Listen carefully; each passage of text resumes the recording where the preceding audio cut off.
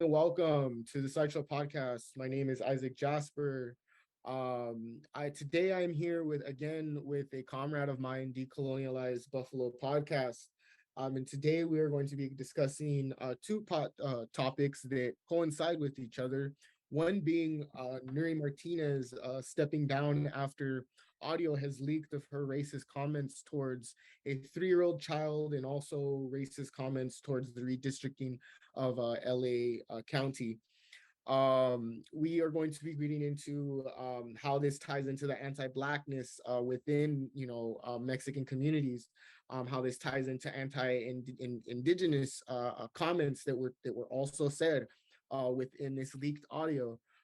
So first and foremost, Decolonized Buffalo, how are you doing today? How is everything?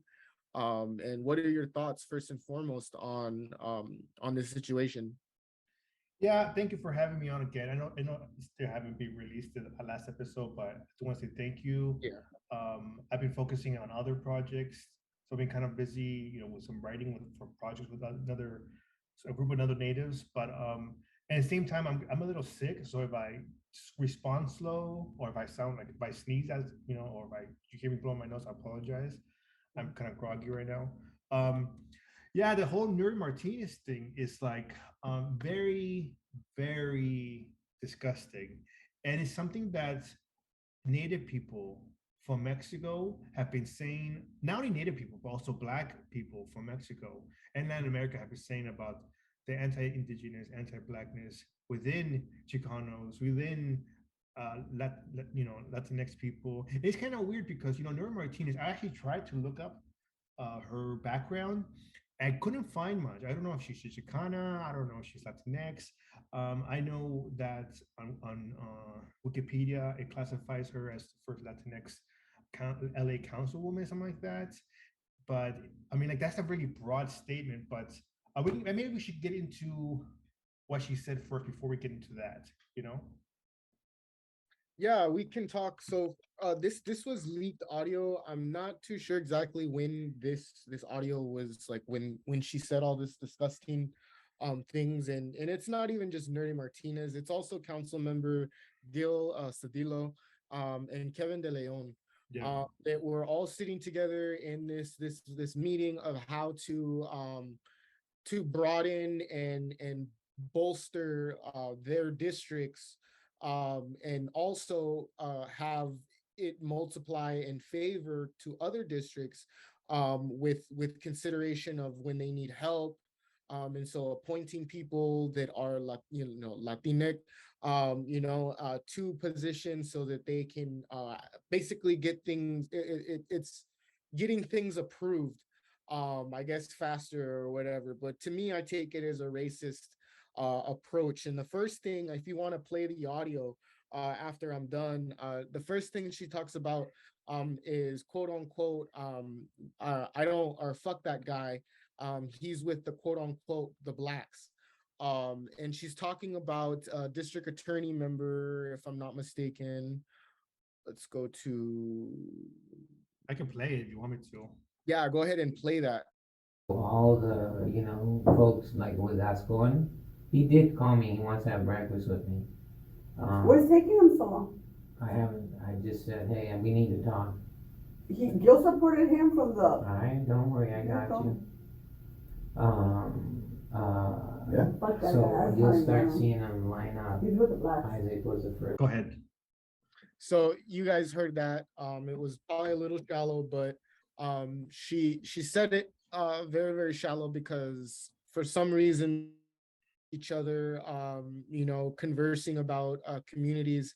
And the next one that really, really hit home for me, because it hit not just not we didn't just see the xenophobia, we seen the indigeneity, anti-indigenous aspect that comes out of her mouth and comes out of Kevin De Leon's mouth as well, talking about Oaxacan, native, what would be considered native Mexicans, or native to Latin America. The way that they talk about them is disgusting, and you can hear it in their tones, how they just completely disregard their humanity. And I take it like that, because you don't talk about communities like this, and then you're also talking about districting them, which also we can get into as well, and how I don't really, I'm not in favor of a system like this. But go ahead, and if you can, play that audio with. Yeah, that's called Cape Town. Yeah, it's just I see a lot of little short, dark people. Yeah, puro Oaxacan, Yeah. puro Oaxacan Koreans. Not even like Kevin, little ones. I was like, no, I don't know where Indians, these people are Indians. from. I was like, I don't know what village they came, how they got here, but And then they're wearing shoes. whatever. So one, Down feels. I get what we have to do, right? Just massage to create districts that benefit you all, Yep. right, and the future. Yep. But we got to figure out Mark's seat too. Mm-hmm. You know, And I'm that gonna take benefits you different. three. Because if the African Americans look at this, now that he might or may not be suspended, I don't know what's gonna happen. I think that he should be, but anyhow, if he goes away, You mean resign, not suspended? No, here's you're going right, to be I think, yeah, there is a difference. If I may, right? If he resigns, hold on, if he resigns and the African Americans look at this as a hostile takeover because he's gone, we'll have to figure that shit out, because politically they're gonna come after us. Yeah, but can I say something right now? And this is what I call the ¿cómo se llama this guy? The movie, the Wizard of Oz effect. Mhm. And what I mean by the Wizard of Oz effect is when you're at the side of the curtain, it's like this big voice. An And it sounds illusion. big. An illusion. And it sounds like there's thousands of them. And then when you actually pull the curtain, is that you see the little Wizard of Oz. Yeah. You know what? I've never watched the movie. It's the same thing. Alright. It's real simple. You got 100 people, I right? think it's the 52 old of them school are Mexicanos. folks, I I'm feel gonna pretty think good that- about it.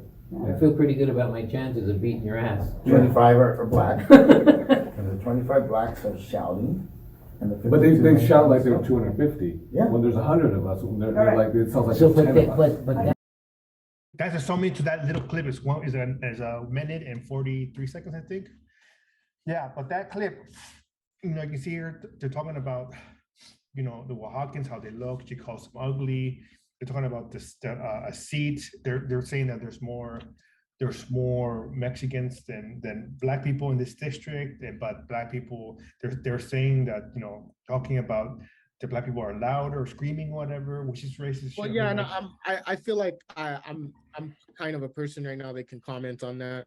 Yeah, go ahead. It just goes to show you the further, like,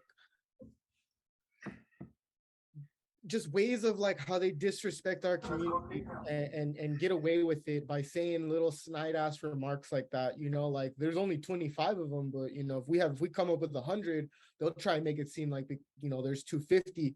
And it's these comments that get made that that the black community is loudmouth, and it's like, no, we're bold.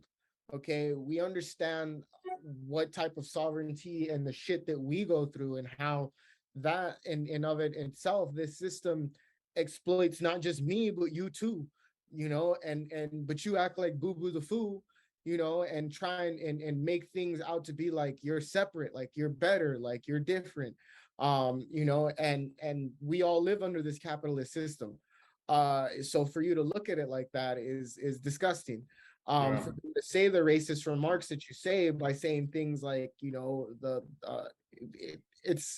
it's just the tone, and the tone says it all for me, because these people, they say this shit behind closed doors, but yet you want a black vote, you want a vote from the diaspora, you want someone from an indigenous community to go out and vote for you, or to go out and protest, when someone from the Latin community is shot dead by the police, but yet you're talking about redistricting.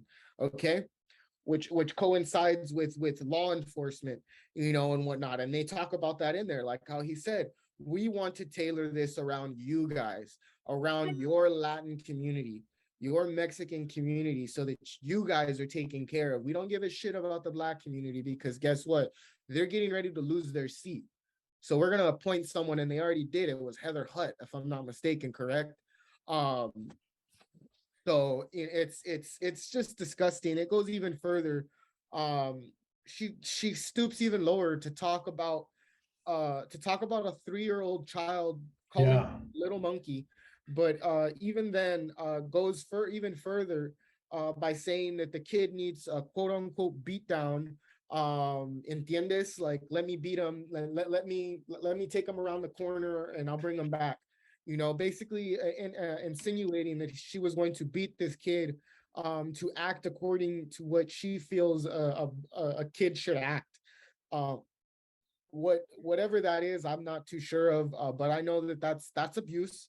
The words that came out of her mouth should not have came out of any person's mouth that is in a position like that. But then again, these are positions that are within a capitalist system. So should we even be surprised knowing that this is a racist system?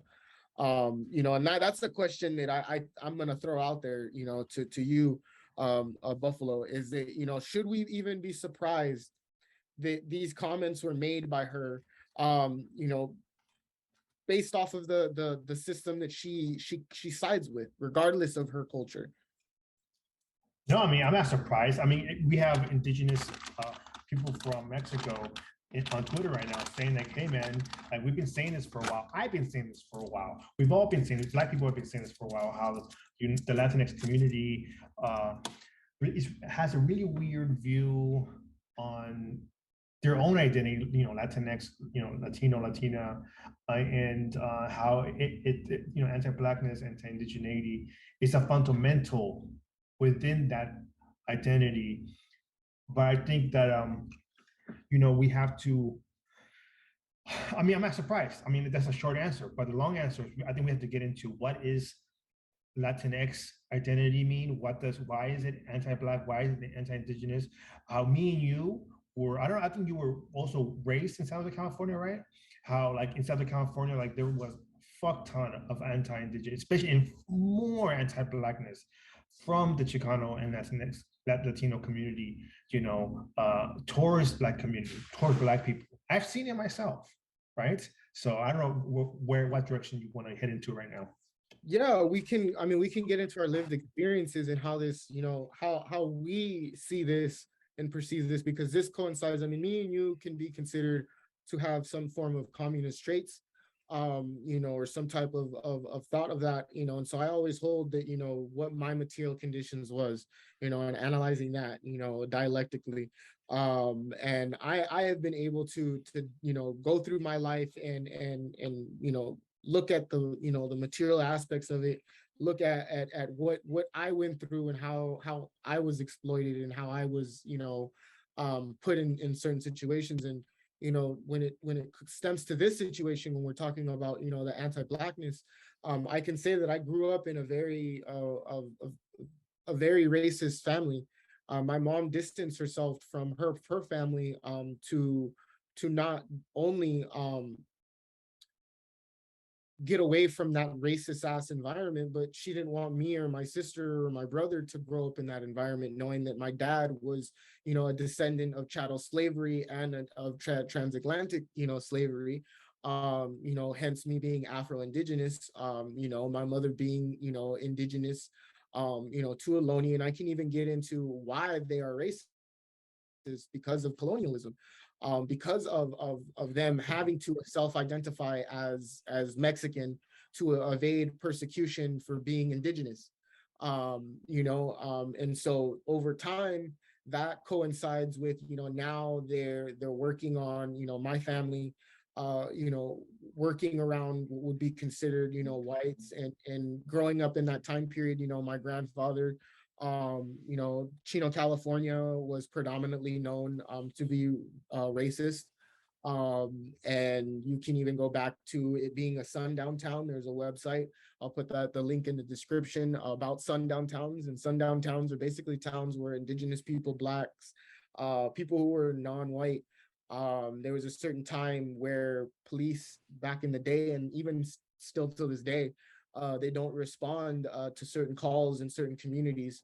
And so this coincides with the districting and redistricting that Nury Martinez and them are talking about, and how anti-Black they are, how anti-Indigenous they are, how anti-Armenian they are. And so, you know, my lived experiences, you know, come from, you know, again, my mom, you know, basically saying, you know what, I don't need to have my family, my kids around this. You know, but even then I grew up in a neighborhood that was predominantly, you know, be considered Mexican. You know, some that were from Jalisco, some that were from Michoacan, some from Juarez, some from Guatemala, you know, and these communities, even then, still had racist tropes. Yeah. I grew up around, you know, people that would consider themselves Mexican, and they would call me, you know, my quote unquote friends, you know, childhood friends, don't speak to them no more. They would call me things like chocolate, or niño de activo, de moreno, which is basically like my adopted son, you know, but he's Black, you know, or he's dark. Yeah. You know, and I experienced these things. I experienced, you know, accounts where, you know, because I'm Black, that's all they see me as. They don't see me as Indigenous. They don't see me as anything other than what the color of my skin, that I'm dark. You know, I've been called, you know, the N-word in different languages, in English and, you know, in Spanish. You know, these are lived experiences that I have as an Afro-Indigenous individual, as someone who comes from the diaspora, and also someone who comes from, you know, the Indigenous diaspora as well, and comes from, you know, Turtle Island, you know, from descendants that, you know, were enslaved through missionaries, through Catholicism. You know, so these are my experiences, and this is why, like, it's nothing new to me when these people get outed, you know, for it. But you know, for them to get outed for it, and then now trying to say that, you know, the leaked audio was illegal, for that audio to be leaked, just goes to show you what system we live under, is that it's always going to aid and abet racism. You know, it's always going to aid and abet, you know, this type of rhetoric towards communities like the Armenian community, Indigenous community, the Black community, you know, and this is why it needs to be, you know, why it needs to be addressed, because we also have this, you know, this situation where, you know, we have people, you know, and I grew up in a family, again, you know, that is very racist, you know, towards Blacks and Indigenous people, but yet when the benefits come in for Indigenous people, you know, they're all there, you know, they want the healthcare, they're Indigenous now, you know, but yet they try and bring their racist ass tropes or their love for America, or, you know, whatnot. Like, I have family members that, you know, are proud to have Indigenous people that fought for this country, and I don't think that we should be proud about that. You know, what we should talk about is why do we feel the need to feel good about occupying other lands that, you know, we don't even we can't even control the means of our lands here, you know, but yet we're flying this flag, you know, of Star Spangled Banner, and that flag is anti-Indigenous, that flag is anti-human, it's anti, you know, everything that consists of, you know, of equity.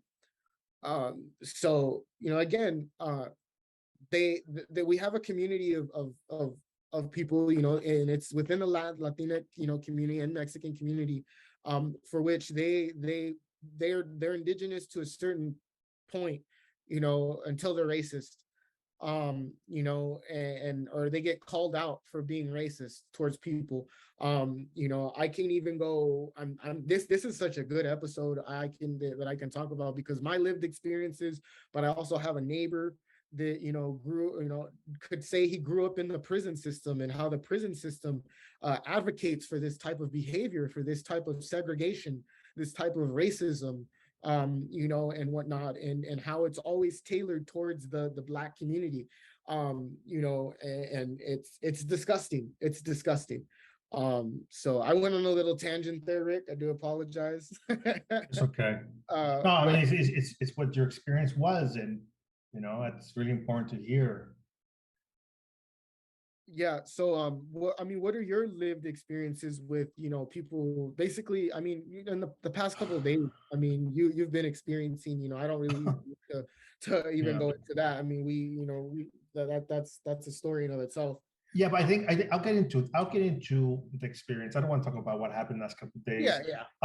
But I will say when it comes to growing up in Southern California, you know, being raised with my mom's side. First, I want to talk about the anti-blackness within the Mexican communities. That's a fuck ton of anti-blackness. So many examples. Like I can't even like. It's just, you know, for one very specific example is when I dated my oldest son's mother, and his mom is Black, right? So I dated her, and a lot of Mexican people, a lot of Chicanos gave me shit for dating a Black woman, right? Um, and uh, yeah, man. I mean, they gave me shit for even for having my son, for him being have you know have Black. And I remember like I was like, this is my son you're talking about. Like, what the fuck is wrong with you, right? And um, I mean, I also got it from Native people. So you know, so it's not, you know, it's not just Chicano community, but that's a whole conversation I do talk about on the podcast. I mean, anti-blackness within Native communities, you know, and but right now we're focusing on anti-blackness in Chicano or Latinx, Latino communities, Mexican communities. But the other aspect of it is the anti-Indigenous aspect of um, the Mexican, Chicano, Latino communities. And I remember growing up. I think there's I do want to clarify a misconception is that I am Mexican and I do come from a native. I'm descendant of a native community, the Tarahumara community. Um, my grandpa spoke the language. My aunt is still alive. She speaks the language. I know my family history, my mom's side. You know, I just me myself has not been to Chihuahua, has not been in that community because I just never went, right? But I am descendant of that community. I have family members that are pretty active. But I remember even growing up, um, like somebody calling somebody was like a Mexican person describing my mom as like a dirty like India, right? Like kind of like the India Maria shit, right? Calling to my mom she was stupid or telling my mom she was dirty. I remember my mom saying like, yeah. Remember my mom saying like, yeah, I'm in Spanish. I'm indigenous. So what? Like what? You know, like what the fuck's wrong with that, right?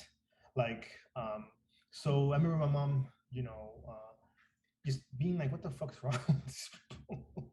Same thing with my aunt. The same thing happened with my aunt. Like, my aunt gets pretty pissed off whenever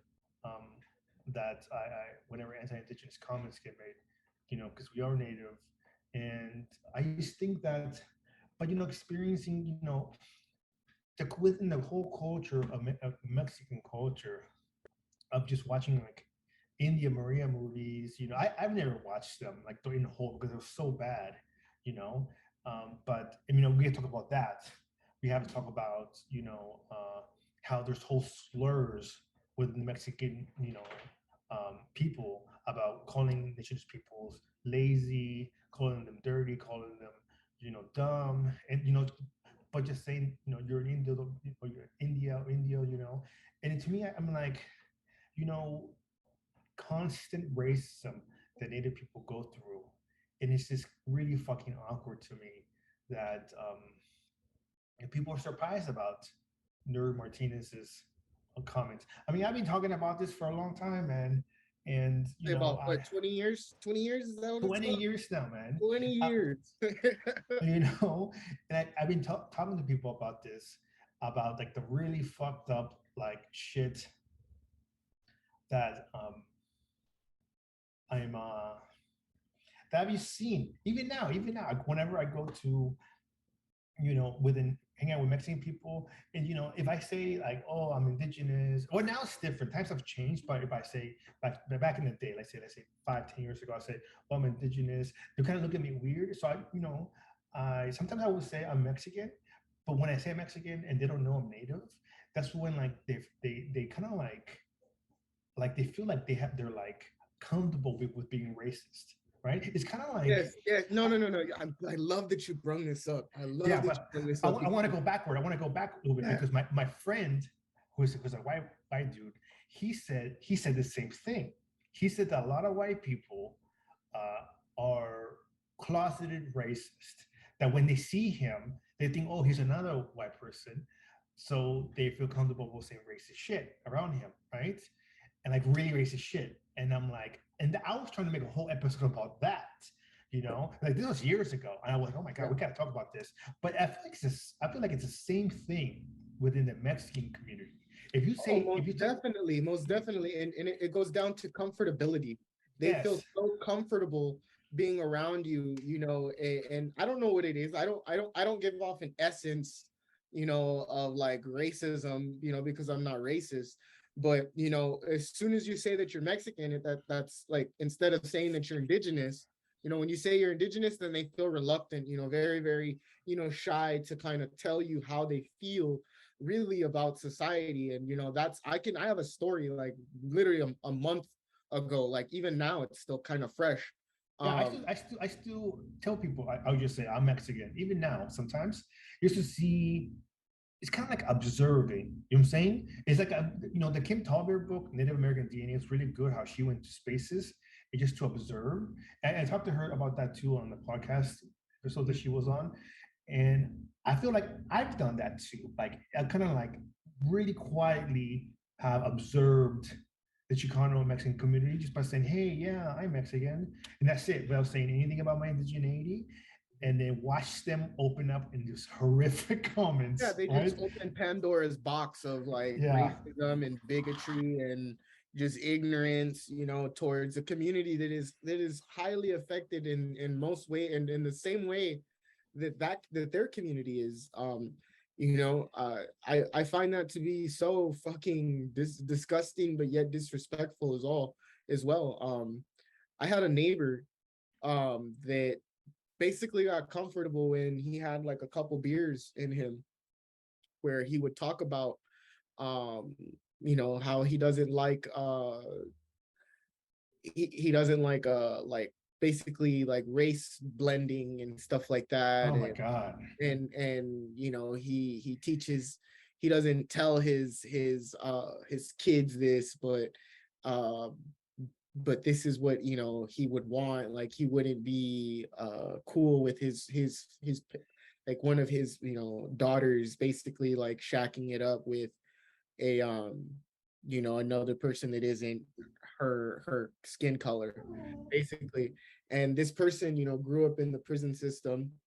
Wait, is this person like white, or is he like Mexican, No, he's Latino? Mexican. Oh yeah, He's Mexican. I heard that a lot. Yeah. And you know, he's, you know, pura raza, you know, doesn't he, you know, when would say shit like, you don't even know what you are, when I would say I'm indigenous. And I'm like, what do you mean? And he's like, you don't even know what you are, like that doesn't exist anymore. And that coincides with That's wild. the assimilation of our people, you know, and how they have whitewashed our some people into believing that America, like it just got super weird. You know, and it was like, no, like I can't sit here and like allow you to say these things Mhm. about your own community. And I would, you know, I would defend myself and I'd be like, no, I know exactly who I am. The fact that Yeah. you believe the system tells you what you think that you are, I said, is a problem. I said it is one of the biggest problems, I said, in our community. I said the fact that you don't even understand that because you grew up in this prison system for 20 years, you are brainwashed into believing this, you know. And this is a whole story I can go into, where he basically like tells me how it goes down in the prison systems. And he was like super racist about the Black community. And he was like, yeah, he was like, they like trying to booster the Mexican community, like they were just so good and they didn't do anything bad in the prison systems and whatnot. All the while he's like, we're friends with the whites and everything, you know, the Aryan Brotherhood, but we're not friends with the Blacks. Like the Blacks are the like, and he would identify them as that. And he gave me a lot of information like that. I can have a whole another podcast about this, because it's racist and it's a racist system that when these people go into these systems, they come out exactly what the system wants them to be, which is brainwashed into Yeah. believe, you know, that this is okay to act like this in society, to have these types of tendencies, these types of traits.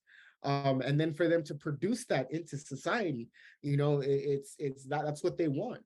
Yeah.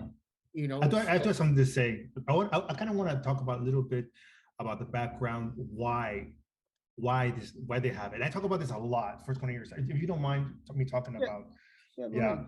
So first off, I want to say that even going back to the start of mestizaje, which was during the time of Spanish colonization, right? Mestizaje was actually made to exclude Black people, right? There was hierarchies. Yeah, there's hierarchies in the There was caste system. hierarchies Yeah, where the whitest of the white were at the top and the yeah. darkest of the dark, which included, did include Afro-Indigenous, and Indigenous communities. They were always at the bottom. You know So what I people have to realize that blood quantum and this caste mean? system existed Yeah. before they came to the Americas. The Yes. Spaniards did it themselves within Spain to separate who was mixed with Arab, who was mixed with Jewish person, who was Yes. mixed with the Romani people, and to exclude them from trying to have positions of power, right? So this stuff is not new. So they this is a tactic they use on themselves, right? During the Inquisition, so blood quantism, bloodisms and all that stuff is something that Spaniards, that I think I would say it came, that's where it originated. You know what I'm saying? I'm not gonna put that for sure, but from my understanding, that's where it started with the caste systems, right?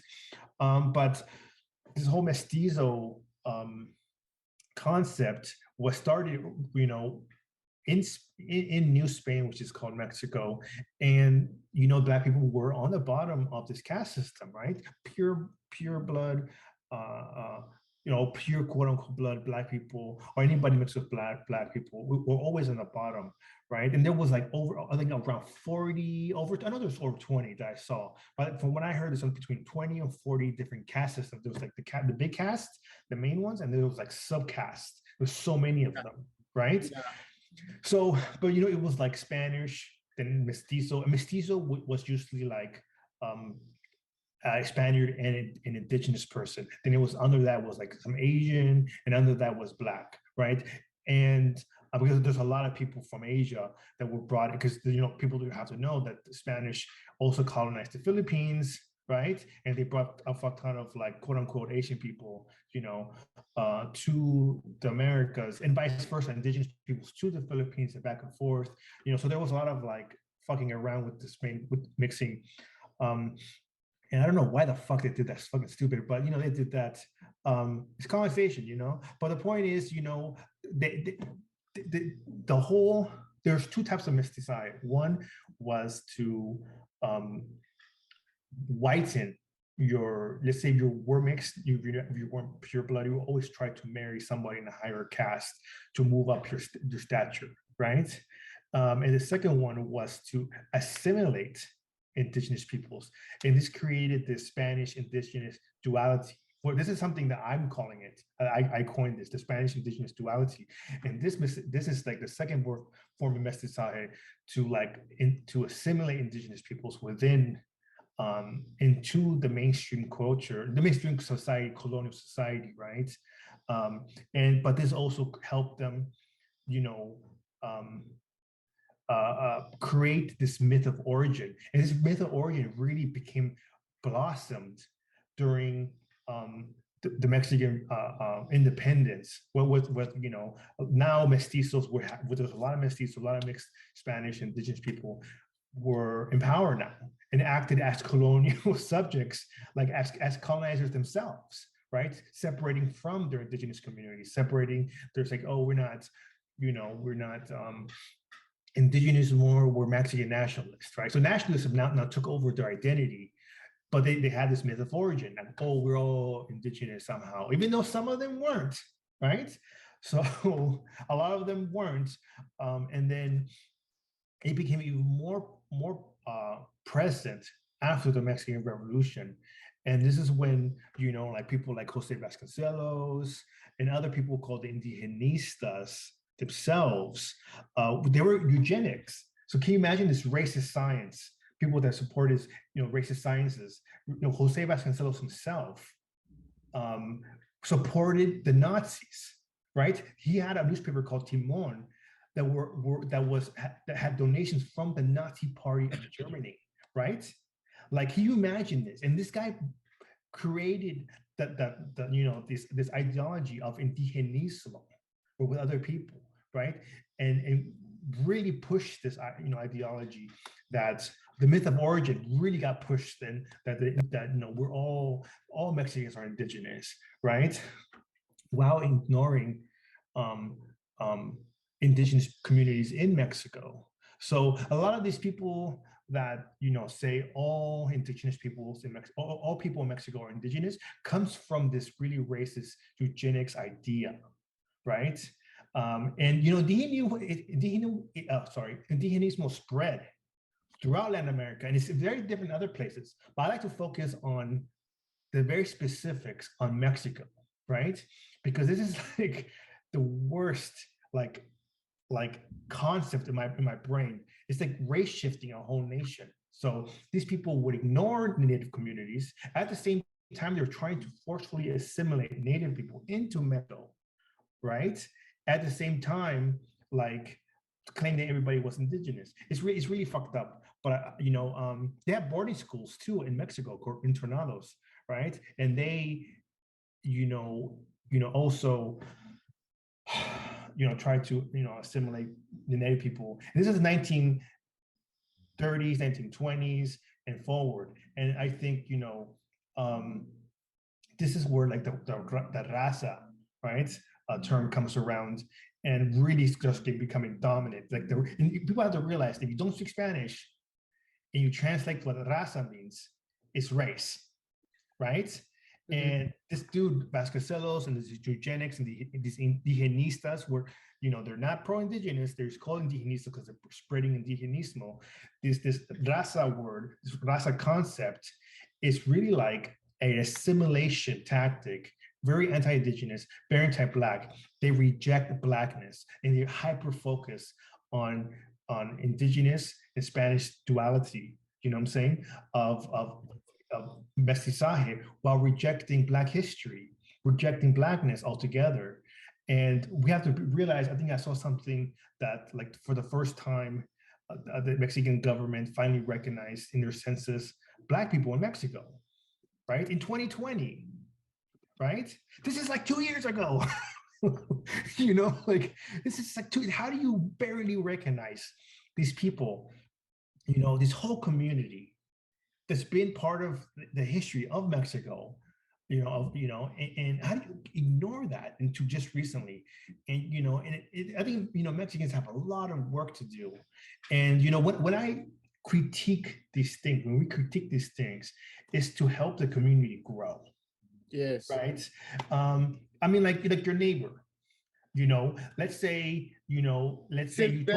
since then he's changed his perspective, and that's that's exactly what I'm saying. So like your neighbor, right? Like your neighbor, like you probably told you told him some shit, and he was like, "Fuck me, what the fuck did I fucked up?" Right? Yeah. And he probably went on his own. He probably gave him resources, and he changed his behavior, and that's good, right? He changed his behavior, he changed his rhetoric, and he's learning, and he can change other people's rhetoric. And this is what I'm doing, right? I'm like, hey man, we have a fucking problem here. Like, I was born in Mexico, right? I tell people this all the time. I do come from a community here. I have these experiences growing up. I have experiences with, seeing anti-Blackness, seeing anti-Indigenous stuff. And I'm just letting everybody know that I love Mexico. And I love my community, but we have to realize that that is a settler colonial project, 100%. Thank you. Right?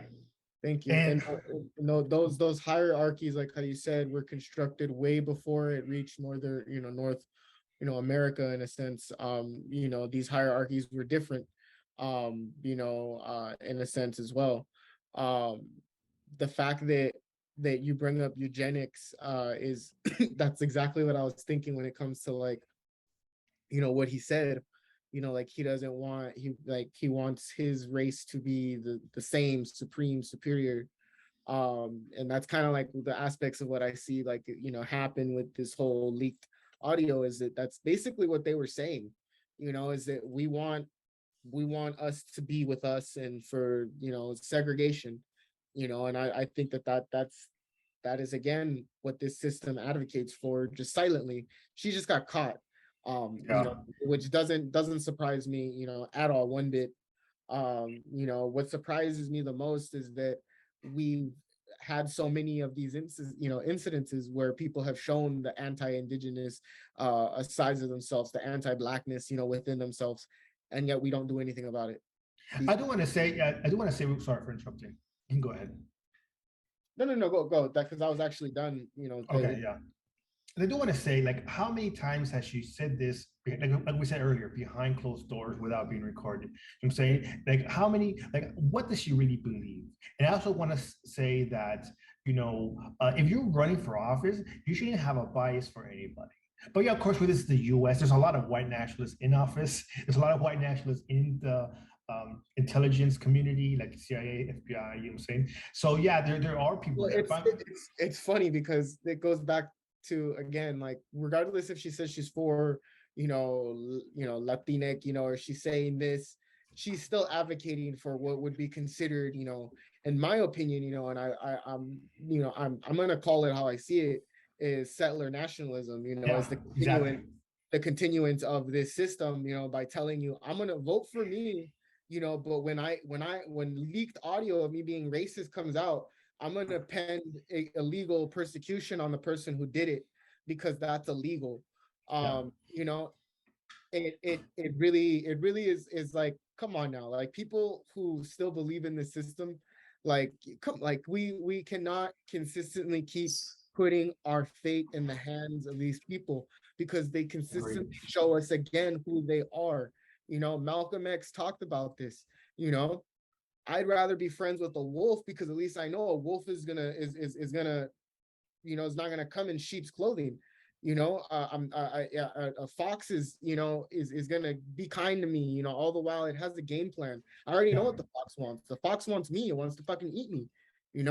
So we need to stop putting the hands, of our fate into this system, and start, understanding that, and I can go as far as, talking about what we need to do, but that I can save that for, another episode.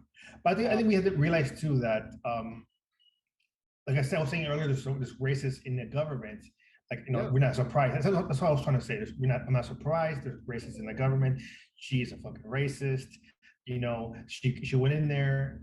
Her motives to being a public official is beyond me. Anybody that runs for office should be serving the people. But this is a capitalist settler state, so of course they do it for self-benefit, right? But it's weird because eventually she's a fucking she has a seat in the fucking settler state government, settler state government. So it's no surprise. But I do want to say that I hope people understand that Native people, Black people in Mexico, in Latin America, have been saying this for a long time. Oh yes. Right. And what I say on my podcast is I'm not even the first one to say it, and I have many conversations with Black and Indigenous peoples from Latin America, and they they also help me grow. We'll help each other grow. I talk about sovereignty, they talk about their experiences like yours, and I'm just like, dude, there is a really big problem going on here. I do want to talk about a little bit about what Latinx or Latina means. We have to think about like the term Latinos are from people that were from Southern Europe that actually spoke the Latin language, Spain, Italy, I think France, Portugal, these countries at one time were like, they had a similar language, was Latin, right? Yeah. Because of the Catholic Church. And these people are Latinos. Like if somebody's from Italy, she could be considered a Latina woman. If somebody's from Spain, somebody's from France, if somebody's from Portugal, realistically, they're the real Latinos, right? They're the ones that, that's this origin. So people get, I think it's kind of weird. There's like people argue if like, oh no, she's European, she's not Latina. Like, no, she is. Like, it's, I don't know any actresses by name that were from, I saw like one of the Penelope Cruz, and she was like Latina. And that's the first time I was like, what? Or is Antonio Banderas, he's Latino, right? He's from Spain, right? So, but, then we get the conversation of, then what about the people from South America, Central America, and Mexico? Are they Latinos? Like some of them have, ancestry within these, obviously because of colonization. But there's also the Black community that were brought there because a lot of more Black people were brought into South America and were forced into slave labor than in the U.S. Right? I mean, a fuck ton of people were brought into Latin America, and we have to recognize this history of Latin America and the anti-Black history they have. Right? Not just South America, but Central America and Mexico too. But so people say, oh, are they Latinos? I don't know. But you cannot co-opt indigeneity based on assumptions on your identity. Well, my family's not from Italy or they're not from Spain. Like that means, does that mean I'm Indigenous? Again, you have to be part of an Indigenous community.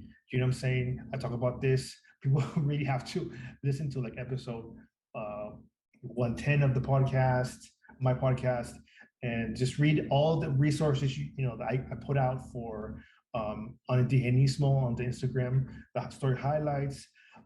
I think we have to restructure society within Latin America, within Mexico, within Central America to focus on decolonization, focus on decolonial governments, and decolonial nationalisms, right? To create new terms that we're not blanketing whole peoples that are Indigenous, that are Black into Latino. You know what I'm saying? Because a lot of people like to there's whole articles, even within criticism within Black Latinos that criticize that, Latinos try to co-opt their identity too, right? And I think we need to have that conversation but people, again, we have to imagine and then move forward to decolonization for this to happen, right? Yeah. Decolonization is not just for Indigenous people, it's for Black people across the Americas. Their voices and their sovereignty and their nationhood fucking matter, right? And that is 100%. People don't realize that when they think about decolonization, they just focus on the Indigenous aspect, but they fucking, again, there's so many communities that have been affected by colonialization, and we can even go on a global standpoint, what has been affected, Palestine, Puerto Rico, Jamaica, the Bahamas, the list goes on, Philippines, the globally 880 military bases across the globe. So you got to think of how many countries have been exploited by this capitalist system through colonialism and imperialism, through that, eugenics, divine right, superior, we're the superior class, whatnot. And you guys are peasants. I do want to say real quick that as because we're living in a time where U.S. hegemony is crumbling, right? And we have the rise of China, which is a decolonial state in my opinion, right? We have the rise of China, Russia, and I don't really see them as a revolutionary state. They have a lot of fucking problems, but still, that Well, having the very much so still yeah. you know, a capitalist or Yeah. oligarch. You know, there's two terms. You know, you get the same fucking thing. Yeah, but I So- think the point is, as U.S. hegemony crumbles across the world, and these, like South America and Central America and all around the world, but especially in the Americas, these conversations are gonna become forefront. We really need to focus and really need to pay attention to these perspectives, right? Like especially that the Black perspective on criticizing Latino or Latina identity, their perspective on decolonization, this perspective on liberation and sovereignty and nationhood, but also what it means to uphold indigenous sovereignty within the Americas, right? And strengthen that sovereignty to decolonize, to together build a decolonial government. And people are instead just trying to put labels on themselves when it comes to indigeneity, right? I'm talking about specifically indigeneity and say, hey, well, I'm indigenous, I'm done decolonizing. No, that's not what it means. If you're not focused on the political aspects of decolonization, and if you're not focused on a sovereignty, then you're fucking up and you're misdirecting yourself, but you're misdirecting other people. So I think if you just think putting a label on yourself is gonna fix the problem, it's not. So we have to, this is where theory comes in. You know what I'm saying? Can you imagine that Marx said, hey, you guys live in a capitalist society, just put a label on yourself that you're communist and you're good. No, there has to be action. Exactly. No, but even then, he laid down the groundwork. I wouldn't even say the groundwork. He just laid down the contradictions, of say such things like commodities, it's things like exchange, and laying down the understanding of the mode of capitalism and what it does to not just ourselves, but what it does for for the globe, but on an economic level as well, and underlines that boldly, but this even goes to what I was saying, why people like this should not be in power, and why we think and I've always spoke boldly to this. I'm always a fan of voting because I do believe that we need to have the autonomy to be able to cohesively think of things, and formulate an idea of what we want a society to look like. But I'm not saying to vote for right now under this system, voting for anything like that would be wrong the way that the system is built. The way that I see it is how about we stop voting, and we stop putting our fate in the hands of these people, and we start doing things ourselves, or even helping those that are indigenous and that are Black, that experience anti-Blackness and experience anti-indigenous comments from the same system that oppresses them as it does oppress us, and even then are able to help communities, are able to wake up every day and be able to think about not just themselves, but think about the people in their community, and how they can affect it. They're not caring about how much is in their pockets. They're caring about the communal wealth that they can build, within their community of, okay, this person has it, this person has it. And I'm not looking at the dollar aspect. I'm looking at, do they fucking have water? Do they fucking have heat? Do they have this? Do they have adequate fucking housing? Do they have fucking adequate amounts of food that, they can access, stuff like that, when you get people like Nury Martinez in office, this is what you get, and it's not surprising to me. What is surprising again is that we consistently are dumbfounded by it every single time. Oh my gosh, it's like, no, why? Yeah, exactly. I think it's people that don't understand settler colonization, Black history, and the indigenous history are the ones that are dumbfounded. But the other communities are frustrated because, just like I said on Twitter, you can see all the comments pouring out, right? All the posts. Native people, Black people saying, "Hey, we have been talking about this," right? And it's frustrating. So there's two aspects of this. I do want to say a little bit too. I'm gonna go back a little bit, right? One thing that shocked me growing up not growing up, late, early in my political development. I was in my 20s, I think my late 20s. And I said this about, to a Chicano person that fucking hates me right now, right? I told this dude, hey man, we have to realize that mensaje indigenismo, Mexican nationalism, Chicano nationalism is anti-Black because they ignore Black history in Mexico, right? And his response was, Black people in Mexico, and it's such a small number, they're insignificant. And I was like, oh my God, right? It was shocking. And I was like, this is the problem here. This is exactly, you're the problem, that you're making Black history and but they're, sorry. No, go ahead. Sorry. They're making mestizaje, the anti-Blackness aspect within these ideologies. It's such a small thing that are insignificant, like he said, right? To the point where he's playing into it himself, right? He's playing into with the purpose of these ideologies of being anti-Black on purpose. He's doing this shit on purpose, right? So I think that, we have to realize that, that this is like, we have to think about indigenismo is right now around 100 years old. I would say it's 100 years old now.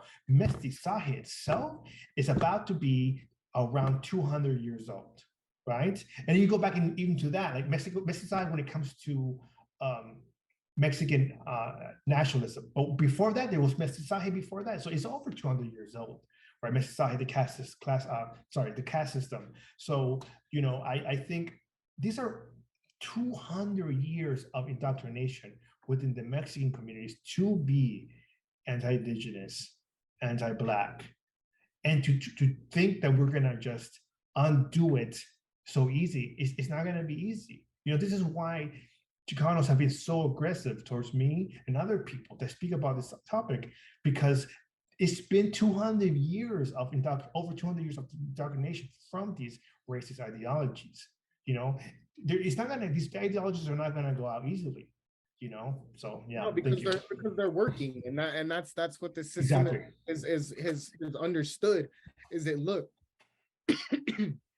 they are being, very much so what we want them to be. We want them to assimilate to the system of which it is settler nationalism, and understanding that this is good, this is what is needed, and everything that is dark, everything that is indigenous is anti what you should believe in, which you, and it's sickening.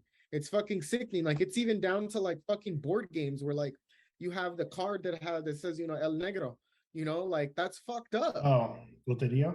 Yeah, like, it's like that. That was kind of, that is, that card game is something, it's something with Apache, right?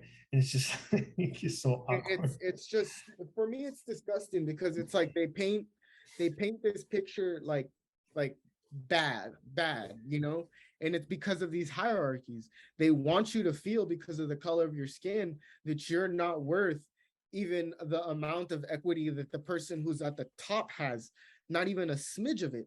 And that's the same type of hierarchies that was carried over, into North America. The same class system that we have. It's just thought of in a different fucking manner. Instead of them being instead of them being, institutions, they're concentration camps.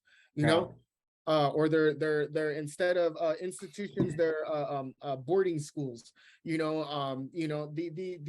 areas of which where they decide that, okay, we're gonna de-indigenize them, and we're gonna try and assimilate them, and make them what we feel is appropriate to society. And this goes back to individuals. You talked about eugenics.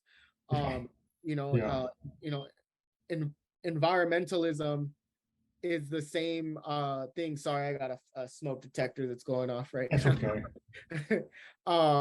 The simple fact that we live in a society, again, where this just consistently keeps on happening.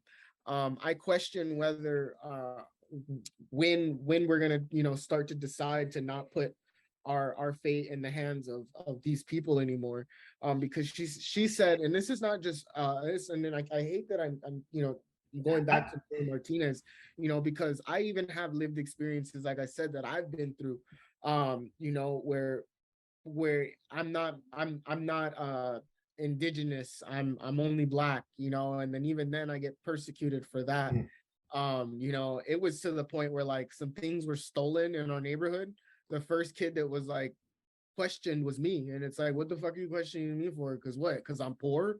Because like I have nothing, and you think I'm gonna just take something? Sorry, smoke detector's going off again, y'all. No, that's fine. You know, it's funny because as we're talking about this, I got a notification on uh, my Instagram. Somebody commented and said, "Could you mind if I read it?" Yeah, go ahead. Somebody said they're talking about the whole Nury Martinez thing. They wrote they're not Mexican. They're not Mexican politicians. They're Chicanos. More importantly, the politicians are indigenous, but are indigenous too. Problem is that they are de-indigenized and de-tribalized Native people. That's why they think exactly how the white slave masters taught colonized Native people to think over the past 500 years. So now this person is trying to indigenize Nury Martinez. Do you see the problematic aspect of this? Exactly, because they want you to feel sorry for them, because it's like, I'm not going to feel sorry for someone who has and regardless if this audio would have came out or not, she looks like the type of person that would say some stuff the way that she did.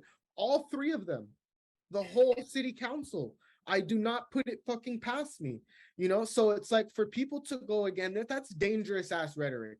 That is super dangerous, dude. And that's the thing. At the end of the day, what you're trying to say is that she's like that because of the system. We need to forgive her because of that. No, she has never claimed to be indigenous. Not that the fact that she is indigenous, what you're trying to do right now is indigenize her so that we can feel some form of remorse for her or understanding as to why she said that. No, because that is not what indigenous people do. We are not racist.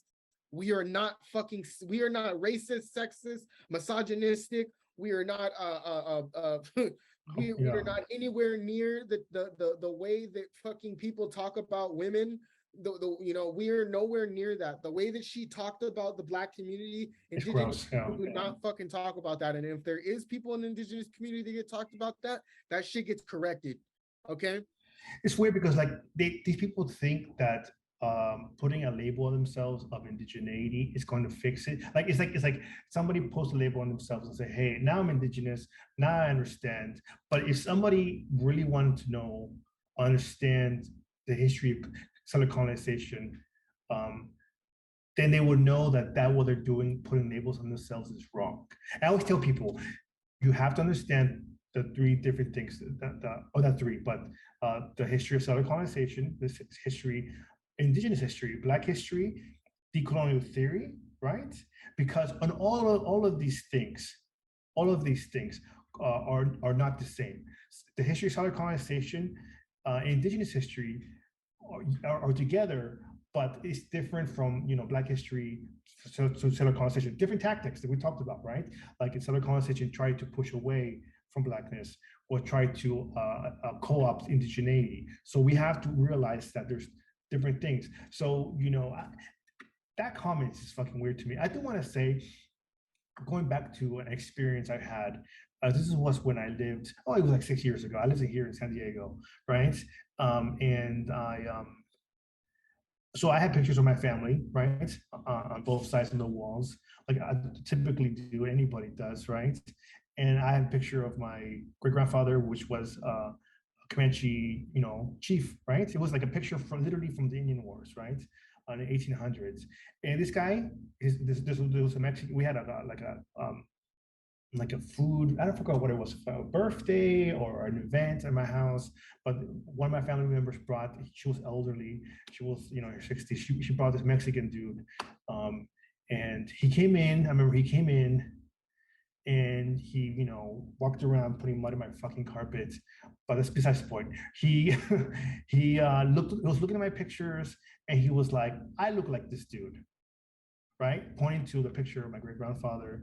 And he was like, oh, he was like, who here is native? like, oh, me, and I explained the history of my great grandfather, this person, Comanche history, and he was like, oh, my family says that we're Indios de Amarillo, Texas, right? Amarillo, Texas is in the Panhandle, right? People don't know. And so he translated, he was saying that he was native from a native community that was from Amarillo, Texas, right? And I thought to myself, bro, that's Comanche territory.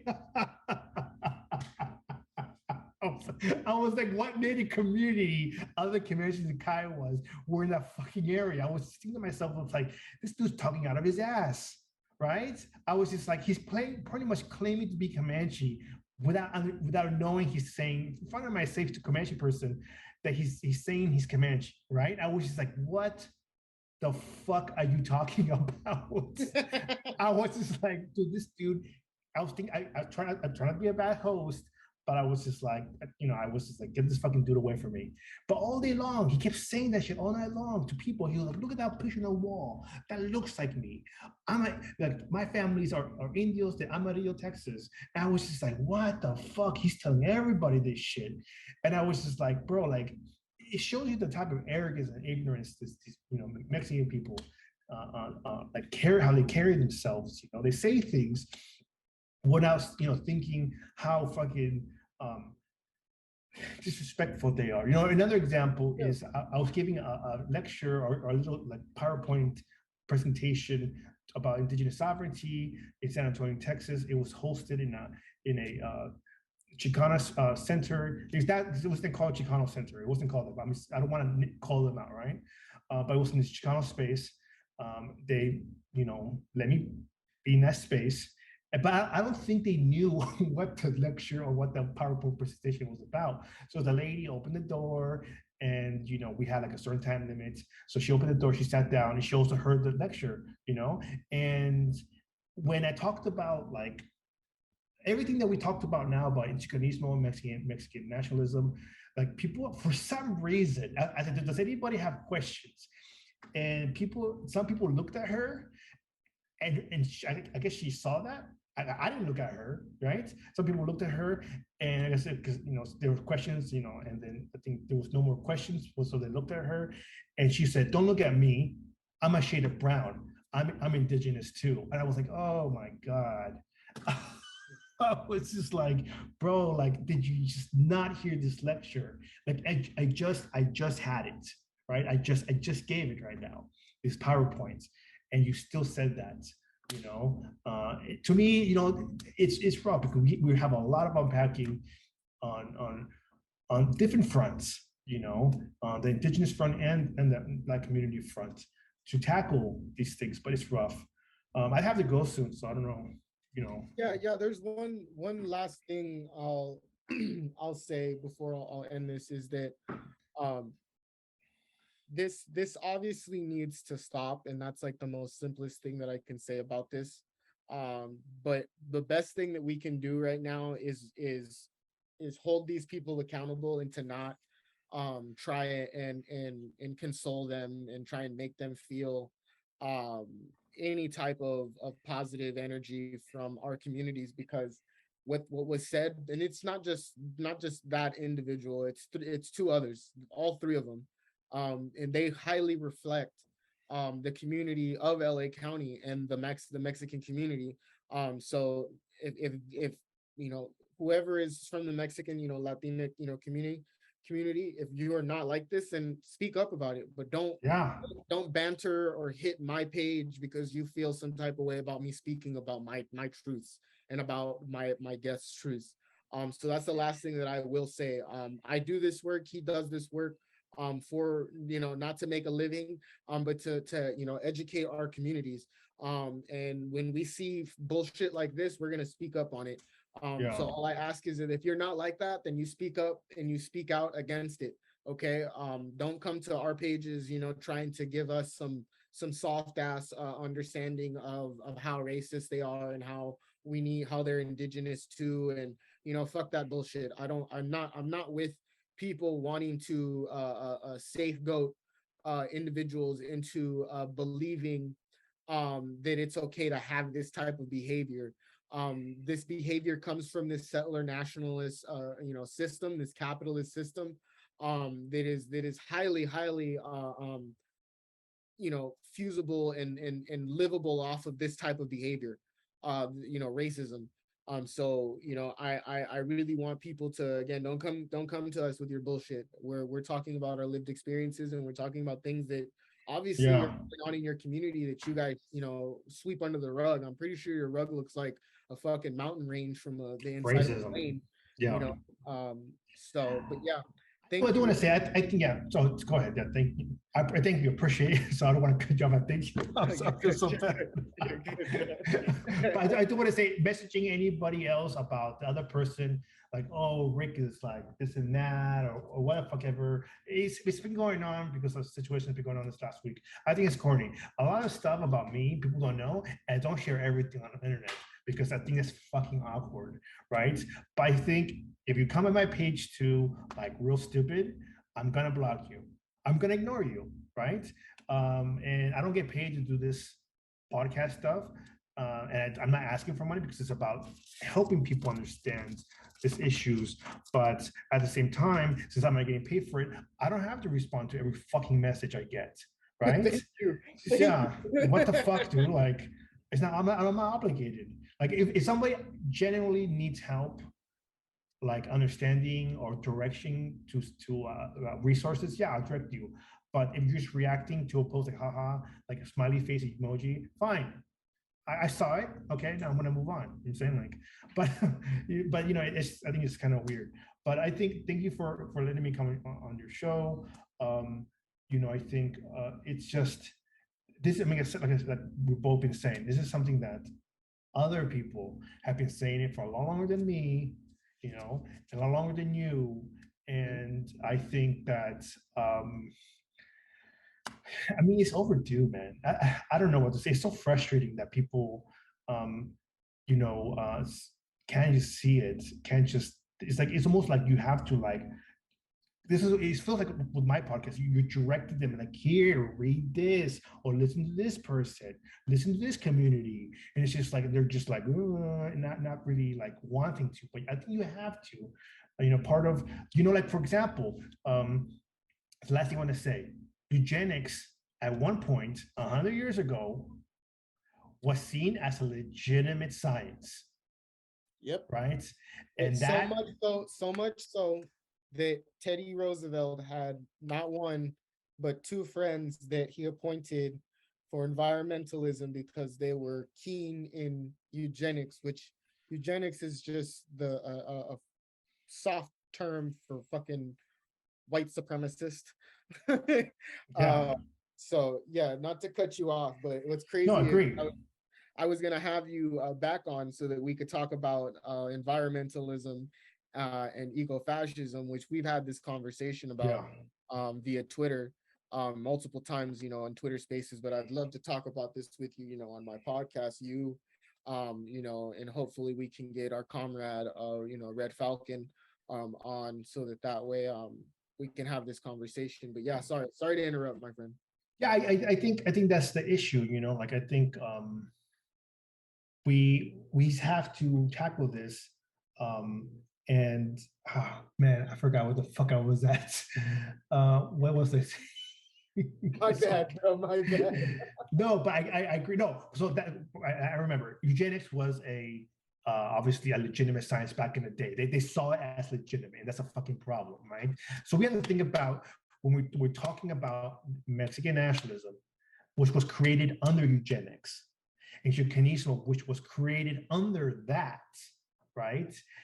We're criticizing that the racism within these ideologies, right?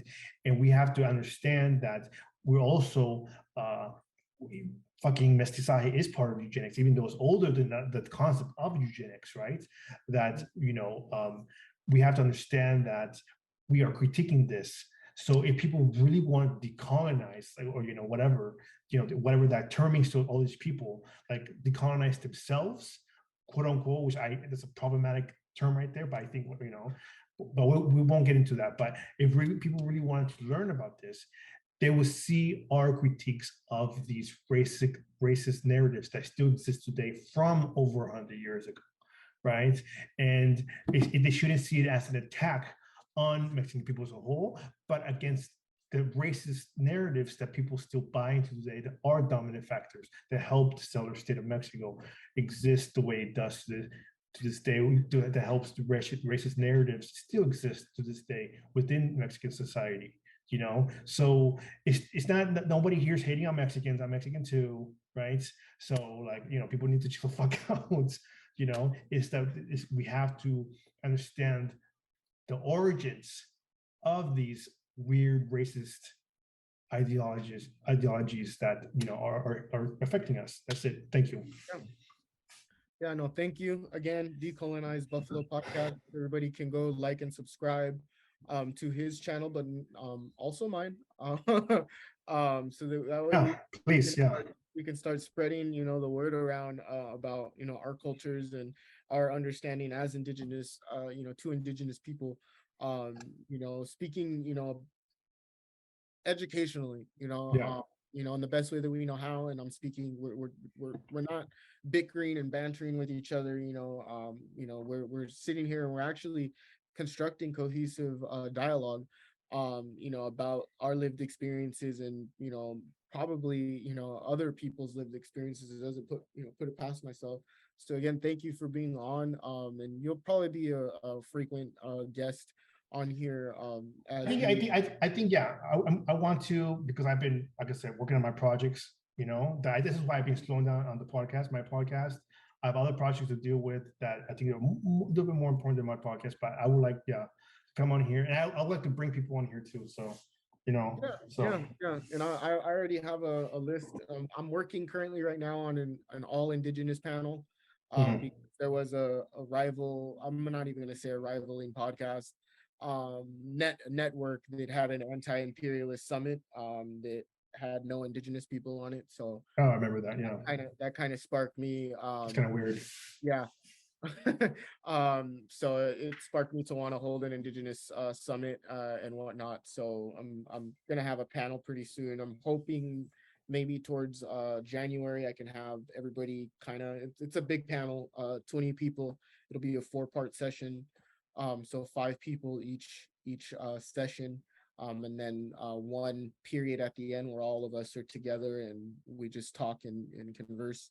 But yeah, thank you again for being on, and I will see you guys in the next one.